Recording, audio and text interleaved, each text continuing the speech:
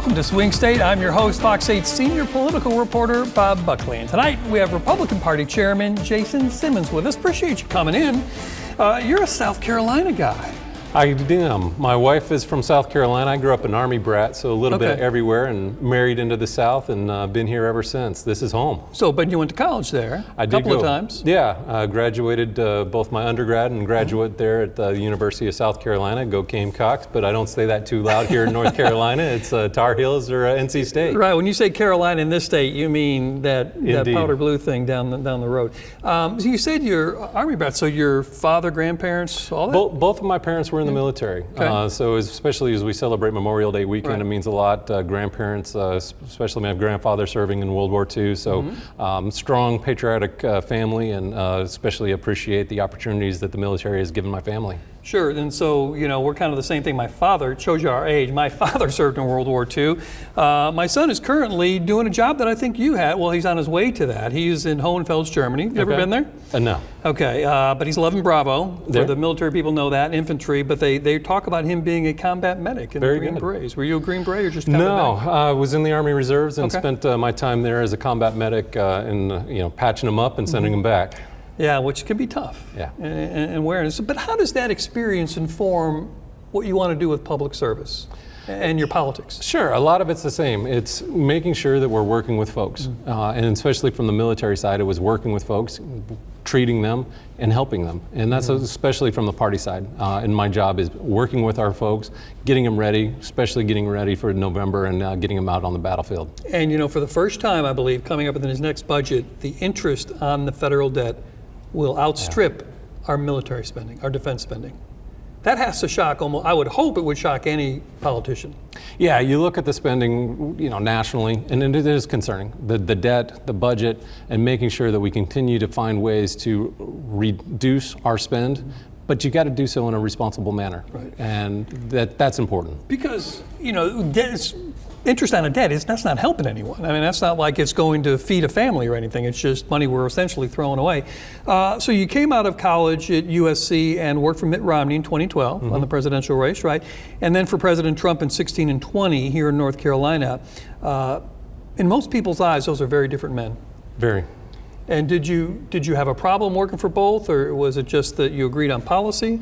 No, both are very, astute. Both, love their country. But in the case of especially President Trump, you saw an individual who, very dynamic leader, and was the message at the right time that resonated with people.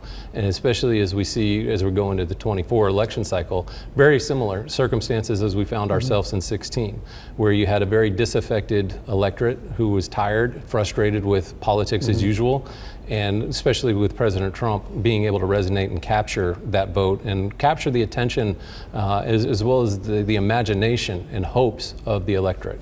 What do you make, though, of people who are politically conservative but critics of President Trump because they say character is key too, and they cannot abide by the way he is personally? Sure. I think you were seeing those individuals that were concerned, especially on the personal character of President Trump, versus where you're seeing our country today with where Joe Biden has taken it. You're seeing record high inflation, the border and its crisis that we're seeing, where migrant crime continues to plague our country, and fentanyl that pours over the border with no stop.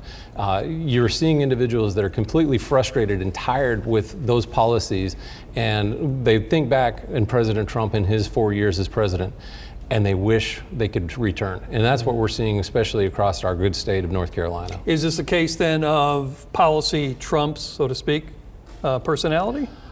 I think you're also seeing folks that are wanting a strong leader again. You're seeing in President Trump an individual, especially on the world stage, that put leaders on notice. And you see with Joe Biden on the international stage, whether it was the disaster with the withdrawal at Afghanistan or what you're seeing in Ukraine and Israel today, those are troublesome and they come right to our own country, the border problems. And so what you're going to see, especially with President Trump, an individual whose leadership and strength resonates. This is a state that has voted for the Republican nominee for president in 12 of the last 14 elections, but the Republican has only won the gubernatorial election in 4 of those 14. Have you ever, I know you haven't spent your whole adult life here, but what do you make of that?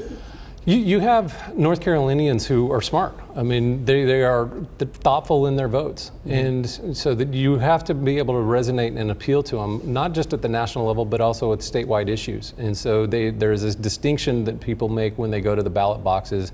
And it's not just an R versus D at that point. It's policies. And especially at the state level, it's also confusing what you've seen with Cooper and now Stein, taking really responsibility for accomplishments that have come from our Republican legislature and making sure that in the case of Mark Robinson, he's highlighting that and making sure that folks understand it's tax cuts as well as putting education policies first at the General Assembly that have made a significant difference. Interesting you mentioned Josh Stein because he has been and Roy Cooper, they were both Attorney General.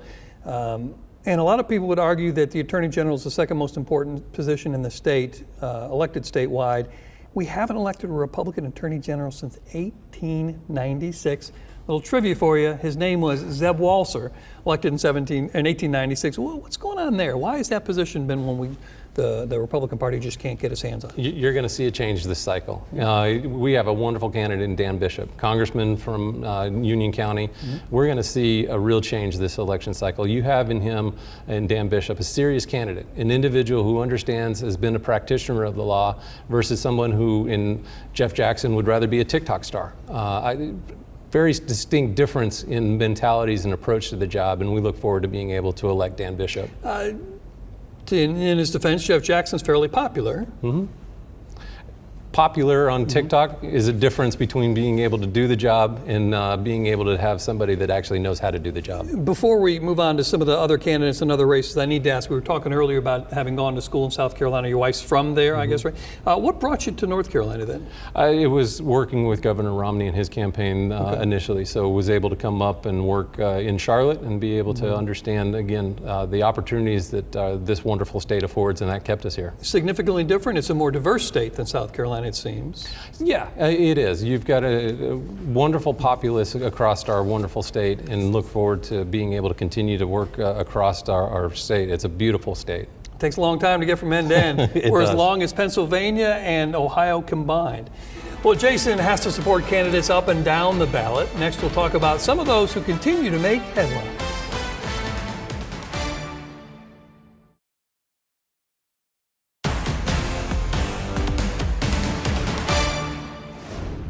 Welcome back to Swing State. Tonight we are talking with Republican Party Chairman Jason Simmons, relatively new in the job. Michael Whatley, your predecessor, went on to run the National Republican Party. Was he a mentor, I assume, then, for you? Yeah, he's been a dear friend for a long time, and appreciate everything he's doing at the national level to make sure North Carolina, as well as the rest of the country, is ready. I was going to ask about that. Does that give this state a little extra influence, maybe? Well, you look at the two individuals that are heading the RNC right now, between Chairman Michael Whatley as well as then the co-chair, Lara Trump, Wrightsville's own Lara Trump. So Right. North Carolina is especially well positioned in North Carolina to be a state nationally that gets a lot of attention. At least we won't be forgotten. We know that. All right. You know, there's a theory that Democrats are more government focused, that they look to government first to solve problems, and that Republicans, or maybe more accurately conservatives, don't have the government top of mind. I mean, the government and politics are your job, so maybe this isn't true for you. Do you find that? Is it tough for you, for example, to recruit candidates because they're like, well, you know,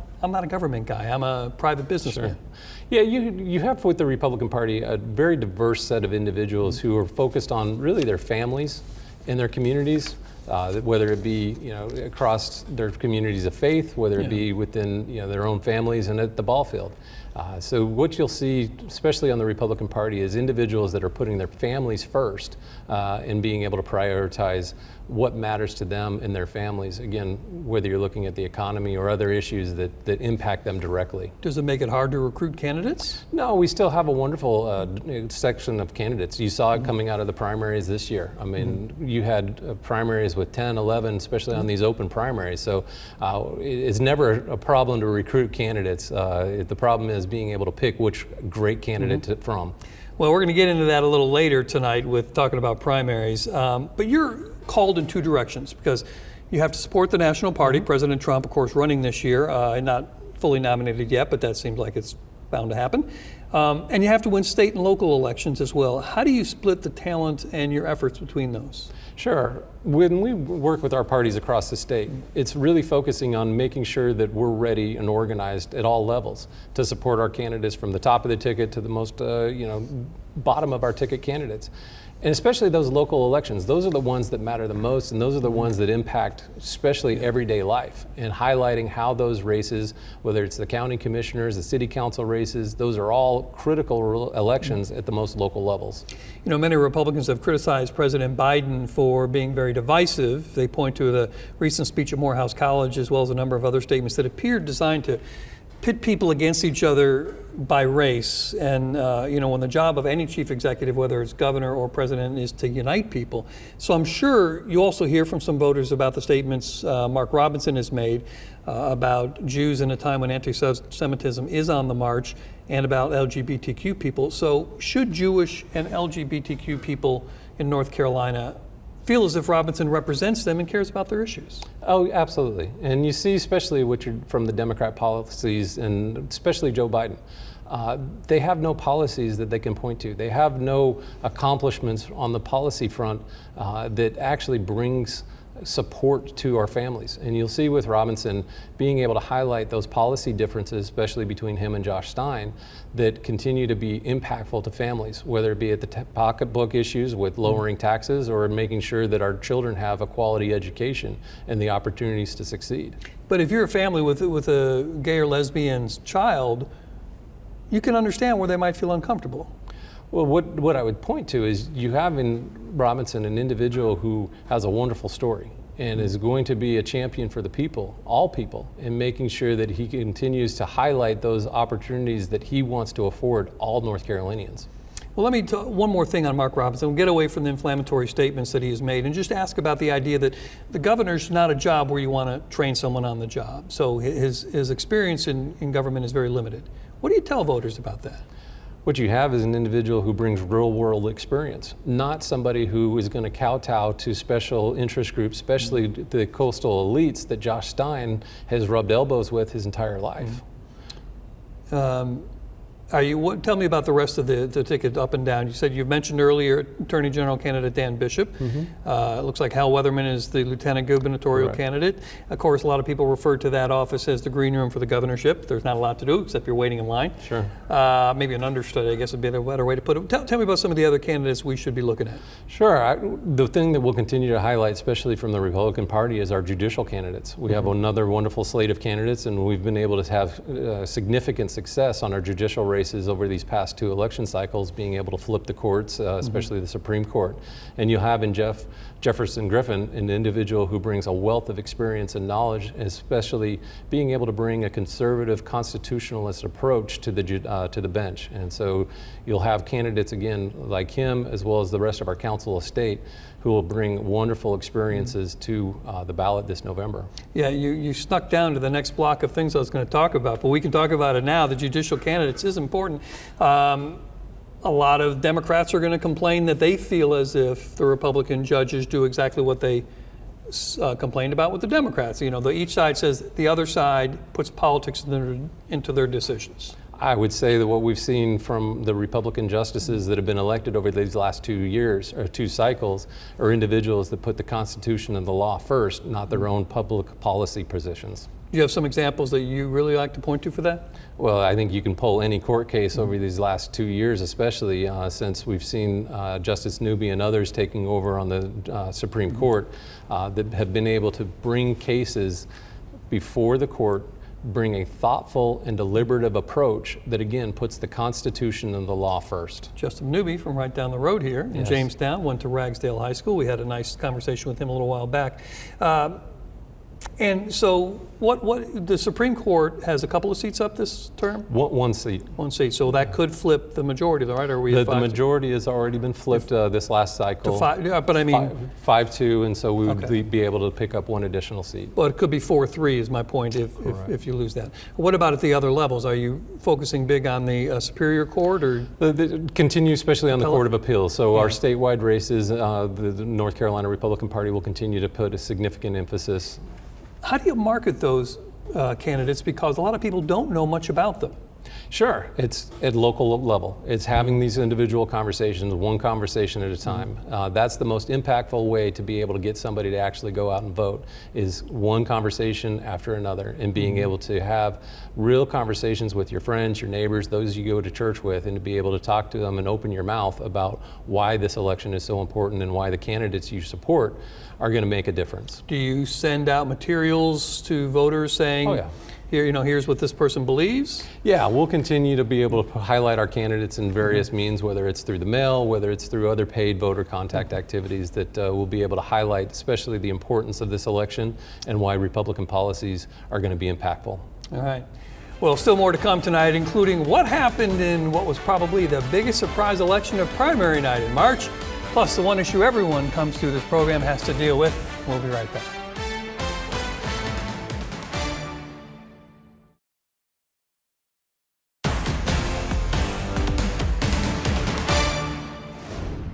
We're back with Republican State Party Chairman Jason Simmons. And Jason, I think a lot of people have said in the one term President Trump did have, his legacy was going to be the judiciary, the judges. He really, to be honest, he outsourced that to the Federalist Society, but it was probably a smart move for his party because Republicans, the Federalist Societies had that template of what they wanted, someone who understood that the Constitution means what it says and doesn't mean what you want it to mean type of idea.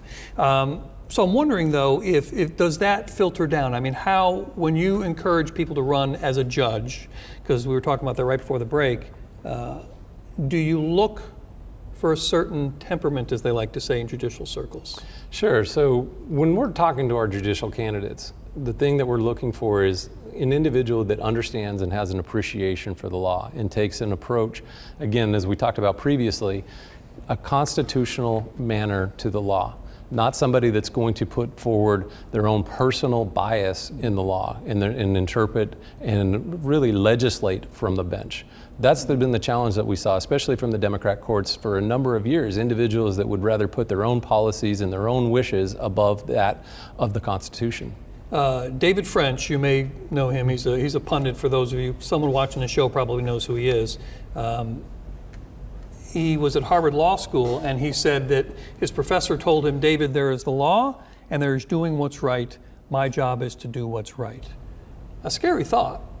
Even if you're on the political left, I would think you would not want that precedent set, because then when someone who doesn't believe what you believe thinks something else is right, you're in trouble. Well, especially what we saw from the Democrats on the bench for a number of years was legal gymnastics, where they would take extreme positions and make a hoop through which they would actually try and go through.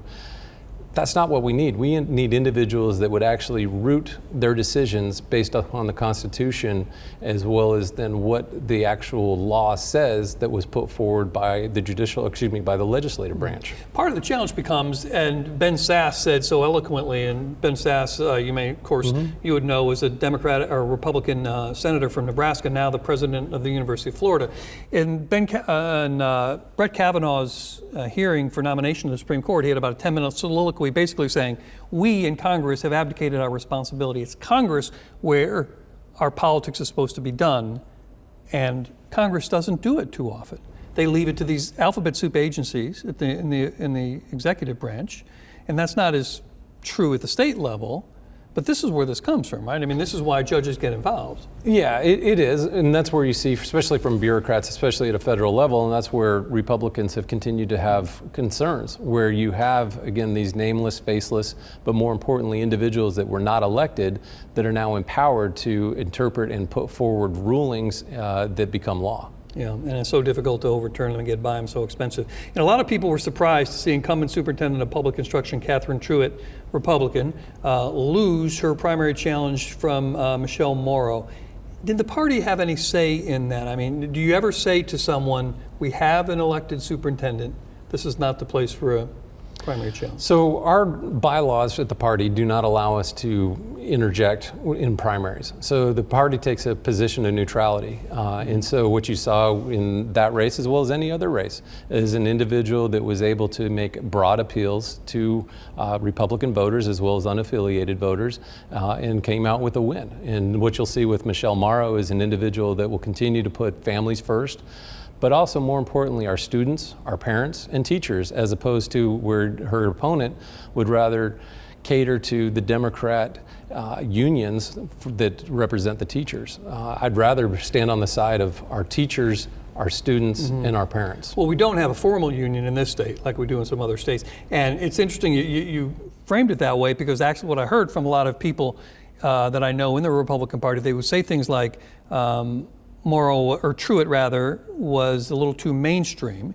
But it's in a position when she has to deal with and is working with and supervising the lives of Democrats as well. And that's why you also have primaries, where you're appealing to your electorate, in this case, Republicans as well as unaffiliated voters. And you saw with Michelle Morrow, a broad appeal that was able to bring her over to a victory on the election night. Is it going to be a challenge with some of the things that have been unearthed about her, some statements she made for a general election? Well, I would also point to some of the things that her opponent has said, but Michelle is going to focus heavily, especially on policies, and policies that are going to be impactful to our students. Being able to promote school choice, being able to promote opportunities for our students to get the highest quality education, but also empower teachers. We've seen too often throughout our school systems, teachers that are no longer empowered to actually educate. They're no longer able to actually provide discipline to the classroom, which is impacting really the learning opportunities and behaviors of other students. Only got a minute left, but I have to get on my soapbox. So here's my thing.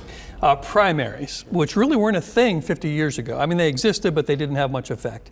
I have this argument that when the parties chose the candidates, they would choose someone who represents our points of view, but can get enough of the center to win. And now, the 7 to 10% most extreme in each party are the ones who show up at primaries, and they elect people based on purity. And then we send these people to either Raleigh or DC who refuse to even talk to each other because they're too pure. Do you see a problem with that? Well, the criticism that we had from that prior system was these smoke-filled rooms where you would have just a cluster of individuals that would make those decisions. I would rather empower more people to make decisions and be able to empower our voters to make these decisions on who they would want to represent themselves. Do you see an issue, though, with each party electing people who are so far towards the end, they can't find a way to find common ground or compromise? They won't even compromise because it's like, compromising with you is just not something I would do. Well, I would also point to, especially in North Carolina, as well as nationally, you're going to have bipartisan support to be able to get legislation through and to be able to get actual effective policies in place. Okay. Jason, thank you. That is it for tonight. Please tune in or set your DVR to record Swing State each week. You get the kind of in-depth look at the key issues that shape our community. We'll see you next time.